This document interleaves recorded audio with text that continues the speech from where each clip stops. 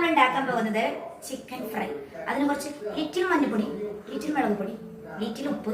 അപ്പൊ നമ്മൾ അത് മഞ്ഞൾപ്പൊടി മുളക് പൊടി മുകളിൽ നിന്ന് എടുക്കാം. ഇത് വലിയൊരു ടാസ്ക് ആണ് കേട്ടാ. യശോദേ, നമുക്കിതിലേക്ക് കുറച്ച് മഞ്ഞൾപ്പൊടി, ഞാൻ കുറച്ച് ചെറുതായിട്ട് ഇതില് ഒരു മഞ്ഞൾപ്പൊടിയും ചെറുതായിട്ടൊരു മുളക് പൊടിയും കുറച്ചൊരു ഗരം മസാല ചേർത്തുന്ന മാഗ്നേറ്റ് ചെയ്ത് വെച്ചിട്ടുണ്ടായിരുന്നു.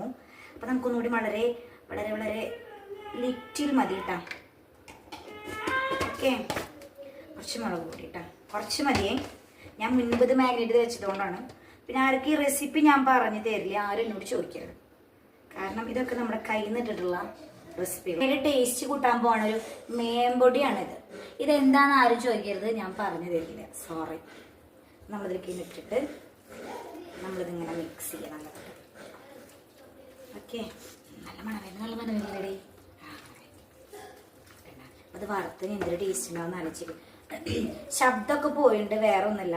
ദിവസ കണക്കായിട്ടുള്ള ഐസ്ക്രീം തീറ്റയുടെ ഫലമായിട്ട് ശബ്ദം പോയിരിക്കുകയാണ്.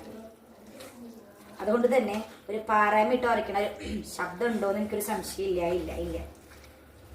അപ്പൊ നമുക്കത് കുറച്ച് റെസ്റ്റ് ചെയ്യാൻ വെക്കാം. ഒരു 5 മിനിറ്റ് നമുക്ക് റെസ്റ്റ് ചെയ്യാൻ വെക്കാം. നമ്മളിത് ഓൾറെഡി നമ്മൾ ചിക്കൻ ഫ്രിഡ്ജിൽ വെച്ച് റെസ്റ്റ് ചെയ്തിട്ടുള്ള ചിക്കനിലാണ് ഇതൊക്കെ മാഗ്നേറ്റ് ചെയ്തിരിക്കുന്നത്. അതുകൊണ്ട് തന്നെ 5 മിനിറ്റ് മതി കേട്ടോ. ഓക്കെ, ഇത് ഫ്രൈ ചെയ്യാനായിട്ടുള്ള സമയമായി. 5 മിനിറ്റ് കഴിഞ്ഞു. നമുക്ക് ഇതിലോട്ട് നമ്മുടെ ഓയിൽ ഒഴിച്ചു കൊടുക്കാം കേട്ടോ. ചൂടാവേണ്ട ആവശ്യമൊന്നുമില്ല, അങ്ങോട്ട് ഒഴിച്ചോ, പ്രശ്നമൊന്നുമില്ല. എന്തിനത്, അതിന്റെ ആവശ്യം ഇവിടെ വരുന്നില്ല.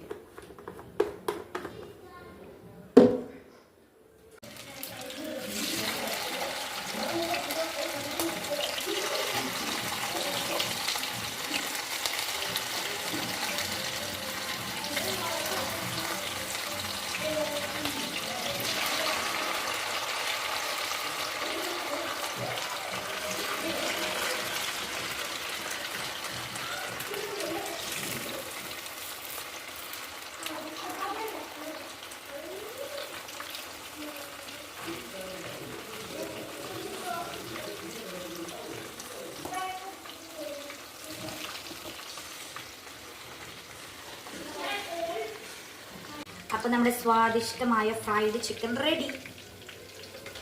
Okay, ready. ഓഫ് பண்ணுங்க.